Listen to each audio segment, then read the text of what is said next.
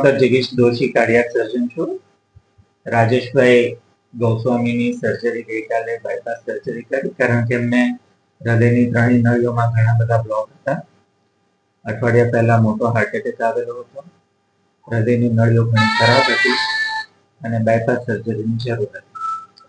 જરૂરી તમામ સંમતિ, વિડીયો કન્સેન્ટ વગેરે લઈ અને ઓપરેશન કર્યા બાદ એમને આજે સવારે મૃત્યુ થયું છે.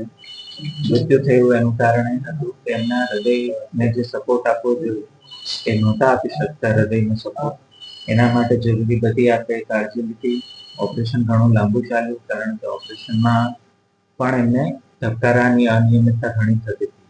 એટલે જે ઓપરેશન સામાન્ય રીતે 3-4 કલાક થાય એ ઓપરેશન આપણે લગભગ 7-8 કલાક ચાલ્યું. એક પંપ પણ આપણે મૂકવો પડ્યો, કારણ કે હૃદયનું પંપિંગ બહુ સારું નહોતું. આ બધા અને ઘણા જ પ્રયત્નો છતાં આપણે એમને બચાવી નથી શક્યા. મને એનું બહુ દુઃખ છે. દર્દીના સગાની લાગણી હું સમજી શકું છું, પણ આ તકલીફમાં સામાન્ય રીતે 100 પેશન્ટમાં મૃત્યુ થવાની શક્યતા હોય છે, અને આપણે જે જરૂરી હોય બધી કાળજી લઈને ઓપરેશન કરે છે. સર, પરિવારનો એવો આક્ષેપ છે કે 4 કલાકનું ઓપરેશન છે તો 12 કલાક સુધી ચાલ્યું અને ઓપરેશન દરમિયાન મૃત્યુ થયું. ના, એ વાત ખરી નથી. આ ઓપરેશન 12 કલાક ચાલ્યું એવું નથી થયું. ઓપરેશનમાં દર્દીને 8:30 વાગે લઈ ગયા હતા. 4 વાગે આપણે આઈસીયુમાં લઈ આવ્યા. આજ સવાર સુધી દર્દીના બીપી ધબકારા રિઝનેબલી સારા હતા.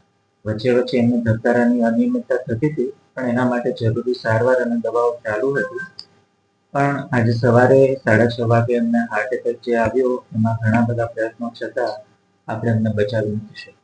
સર, દર્દીનો એવો પણ આક્ષેપ છે કે હોસ્પિટલ અગાઉ પણ વિવાદમાં આવી ચૂકી છે અને ત્યાં યોગ્ય કાર્યવાહી જો એમની સારવાર અંગેની કોઈ પણ ચિંતા હોય અથવા તો એવી ગેરસમજણ હોય કે આવું બરાબર નથી, તો એ પોસ્ટમોર્ટમ કરાવવા માટે અમને કોઈ વાંધો નથી. પોસ્ટમોર્ટમ કરાવવું હોય તો કરાવી શકીએ.